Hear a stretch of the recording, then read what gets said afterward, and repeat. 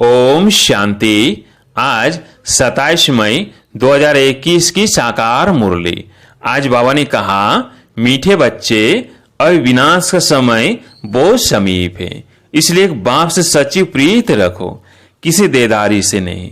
प्रश्न, जिन बच्चों की सच्ची प्रीत एक बाप से होगी उनकी निशानियां क्या होंगी? उत्तर, पहला, उनका बुद्धि योग किसी भी देधारी के तरफ जा नहीं सकता, वो आपस में एक दो के आसुक मासुक नहीं बनेंगे। दूसरा, जिनकी सच्ची प्रीत है वो सदा विजयी बनते हैं। विजयी बनना अर्थात सतयुग का महाराजा महारानी बनना। तीसरा, प्रीत बुद्धि सदा बाप के साथ सच्चे रहते हैं, कुछ भी छिपा नहीं सकते। चौथा, रोज अमृत वेले उठ प्यार से बाप को याद करेंगे। पांचवा, दधीची ऋषि की तरह सर्विस में हड्डियां देंगे। छठा, उनकी बुद्धि दुनियावी बातों में भटक नहीं सकती। गीत है, नो हमसे जुदा होंगे। ओम शांति। यह ब्रह्मामुख वंशावली ब्राह्मण कुल हुस्न प्रतिज्ञा करते हैं, क्योंकि उनकी प्रीति एक बाप से जुटी हुई है। तुम जानते हो यह विनाश का समय है। बाप बच्चों को समझाते हैं कि विनाश तो होना ही है। विनाश काले जिनकी प्रीत बाप के साथ होगी वही विजय पाएंगे, अर्थात सतयुग के मालिक बनेंगे। शिव बाबा ने समझाया है, विश्व का मालिक तो राजा भी बनते हैं तो प्रजा भी बनती है, परंतु पोजीशन में बहुत फर्क है। जितना बाप से प्रीत रखेंगे, याद में रहेंगे, उतना ऊंच पद पाएंगे। बाबा ने समझाया है, बाप की याद से ही तुम्हारे विकर्मों का बोझा भस्म होगा। तुम लिख सकते हो कि विनाश काले विपरीत बुद्धि। यह लिखने में कोई डर की बात ही नहीं है। बाप कहते हैं, मैं खुद कहता हूं कि उनका विनाश होगा और प्रीत बुद्धि वालों की विजय होगी। बाबा बिल्कुल क्लियर कह देते हैं, इस दुनिया में प्रीत तो कोई की है नहीं, तुम्हारी ही प्रीत है। बाबा कहते, बच्चे, परमात्मा और श्री कृष्ण की महिमा अलग अलग लिखो तो सिद्ध हो जाए कि गीता का भगवान कौन। यह तो जरूरी है ना। दूसरा, बाबा समझाते हैं, ज्ञान का सागर पतित पावन परम पिता या पानी की नदियां, ज्ञान गंगा व पानी की गंगा, यह तो बहुत सहज है। दूसरी बात, जब प्रदर्शनी करते हो तो सबसे पहले निमंत्रण देना चाहिए गीता पाठशाला वालों को, वो तो ढेर हैं, उनको खास निमंत्रण देना चाहिए। जो श्रीमद् भगवत गीता का अभ्यास करते हैं उनको पहले निमंत्रण देना चाहिए, क्योंकि वही भूले हुए हैं और सभी को भुलाते रहते हैं। उनको बुलाना चाहिए कि अब आकर जज करो, फिर जो समझ में आए सो करना। तो मनुष्य भी समझे, ये गीता वालों को बुलाते हैं। शायद इन्हों का गीता पर ही प्रचार है। गीता से ईश्वर की स्थापना हुई है। गीता की बहुत महिमा है, परंतु भक्ति मार्ग की गीता नहीं। बाप कहते हैं, मैं तुम्हें सत्य ही सत्य बताता हूँ। मनुष्य जो अर्थ करते हैं वो बिल्कुल रॉन्ग है। कोई भी सत्य नहीं कहते, मैं ही सत्य बताता हूँ। परमात्मा को सर्वव्यापी कहना भी सत्य नहीं है। यह सब विनाश को प्राप्त होंगे और कल्प कल्प होते भी हैं। तुमको पहली पहली मुख्य बात यह समझानी है। बाप कहते हैं, यूरोपवासी यादवों की है विनाश काले विपरीत बुद्धि। विनाश के लिए अच्छी रीति तैयारियां कर रहे हैं, परंतु पत्थर बुद्धि समझ नहीं सकते हैं। तुम भी पत्थर बुद्धि थे, अब पारस बुद्धि बनना है। पारस बुद्धि थे, फिर पत्थर बुद्धि कैसे बने हैं, यह भी वंडर है। बाप को कहा ही जाता है नॉलेजफुल मर्सीफुल। बाकी जो अपना ही कल्याण करने नहीं जानते वो दूसरों का कल्याण कैसे करेंगे। जो नॉलेज ही धारण नहीं करते तो पद भी ऐसा पाते हैं। जो सर्विसुल है वही ऊंच पद पाएंगे। उनको ही बाप प्यार भी करते हैं। नंबरवार पुरुषार्थ अनुसार होते ही हैं। कई तो यह भी समझते नहीं कि हमारी बाप से प्रीत नहीं है तो पद भी नहीं मिलेगा, चाहे सगे बने व सौतेला बने। विनाश काले प्रीत बुद्धि नहीं होगी। बाप को फॉलो नहीं करेंगे तो जाकर कम पद पाएंगे। दैवी गुण भी चाहिए, कभी झूठ नहीं बोलना चाहिए। बाप कहते हैं, मैं सत्य कहता हूँ, जो मेरे से प्रीत नहीं करते तो पद भी नहीं मिलेगा। कोशिश कर 21 जन्म का पूरा वर्षा लेना है तो प्रदर्शनी मेले पर पहले पहले गीता पाठशाला वालों को निमंत्रण देना है, क्योंकि वो भक्त ठहरे ना। गीता पाठी जरूर कृष्ण को याद करते होंगे परंतु समझते कुछ नहीं है। कृष्ण ने मुरली बजाई, राधे फिर कहाँ गई? सरस्वती को व्यंजो दे दिया है, मुरली फिर कृष्ण को दे दी है। मनुष्य कहते हैं हमको अल्लाह ने पैदा किया, परंतु अल्लाह को जानते नहीं। भारत की ही बात है, भारत में ही देवताओं का राज्य था, उन्हों के चित्र मंदिर में पूजे जाते हैं। बाकी किंग्स आदि के स्टेचू तो बाहर लगा देते हैं जिस पर पंछी आदि किचड़ा डालते रहते हैं।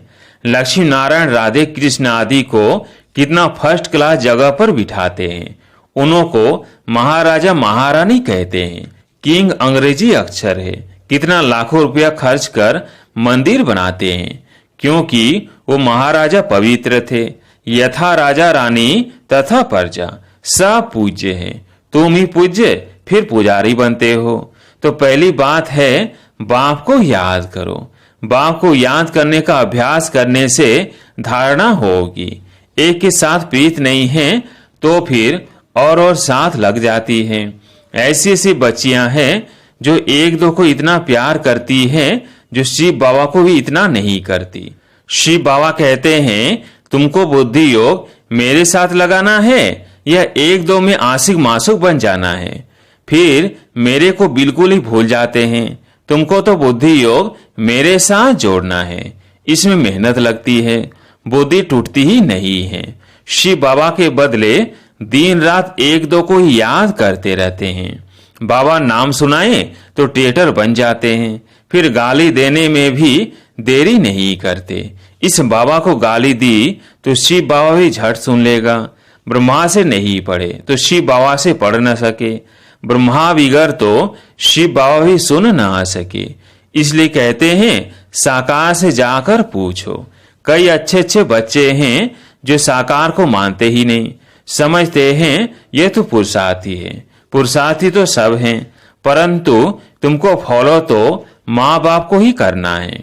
कोई तो समझाने से समझ जाते हैं, कोई की तकदीर में नहीं है तो समझते ही नहीं, सर्विसुल बनते नहीं। परंतु बुद्धि एक बाप से रखनी होती है। बहुत आजकल निकले हैं जो कहते हैं मेरे में शिव बाबा आते हैं, इसमें बड़ी संभाल चाहिए। माया की बहुत प्रवेशता होती है। जिनमें आगे श्री नारायण आदि आते थे वो अभी आज है नहीं, सिर्फ प्रवेशता से कुछ होता नहीं है। बाप कहते हैं मामेकम याद करो, बाकी मेरे में यह आता है वो आता है, ये सब माया है। मेरी याद ही नहीं होगी तो प्राप्ति क्या होगी? जब तक बाप से सीधा योग नहीं रखेंगे तो पद कैसे पाएंगे, धारणा कैसे होगी? बाप कहते हैं तुम मामेकम याद करो, ब्रह्मा द्वारा ही मैं समझाता हूँ, ब्रह्मा द्वारा ही स्थापना हुई है। त्रिमूर्ति भी जरूर चाहिए। कोई तो ब्रह्मा का चित्र देख बिगड़ते हैं, कई फिर कृष्ण के 84 जन्म देख बिगड़ते हैं, चित्र फाड़ भी डालते हैं। अरे ये तो बाप ने चित्र बनवाए हैं। तो बाप बच्चों को समझाते हैं भूलो मत, सिर्फ बाप को याद करते रहो। बांधलियां को भी रड़ियां नहीं मारनी है, घर में बैठे बाप को याद करती रहो। बांधलियां को तो और ही ऊंच पद मिल सकता है। तुम बच्चों को ज्ञान देने वाला है ही एक ज्ञान सागर। स्पेशल नॉलेज एक बाप के सिवाय और कोई में है नहीं। ज्ञान का सागर एक परम पिता परमात्मा ही है, उसको ही लिबरेटर कहा जाता है। इसमें डरने की क्या बात है? बाप बच्चों को समझाते हैं, बच्चों को फिर औरों को समझाना है। बाप कहते हैं मुझे याद करो तो सदगति को पाएंगे। सतयुग में है राम राज्य, कलयुग में नहीं है। सतयुग में तो एक ही राज्य है। ये सब बातें तुम्हारे में भी नंबर वार है। जिनकी बुद्धि में धारण होती है, जिनको धारणा नहीं होती है, विनाश काले विपरीत बुद्धि कहेंगे, पद पा नहीं सकेंगे। विनाश तो सबका होना है, ये अक्षर कम है क्या? शिव बाबा कहते हैं विनाश काले प्रीत बुद्धि बनो, यह तुम्हारा अंतिम जन्म है। इसमें अगर तुम प्रीत नहीं रखते हो तो पद भी नहीं मिलेगा। सच्चे दिल पर साहिब राजी होता है। दधीची ऋषि मिसल सेवा में हड्डियां देनी है। कभी कोई पर ग्रहचारी बैठती है तो नशा ही उड़ जाता है। फिर अनेक प्रकार के तूफान आते रहते हैं।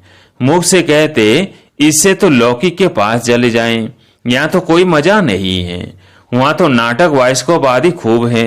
जो इन बातों पर हीरे हुए हैं वो यहाँ ठहर न सके, बड़ा मुश्किल है।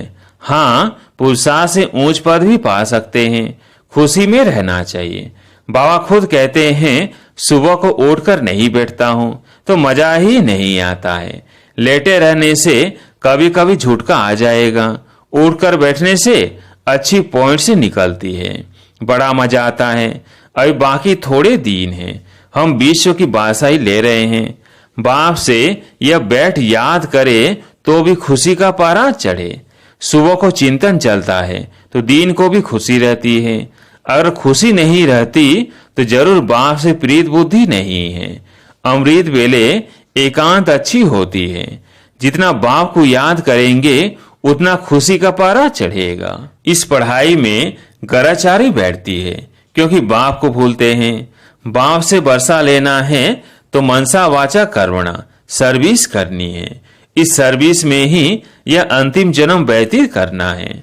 अगर और दुनियावी बातों में लग गए तो फिर यह सर्विस कब करेंगे?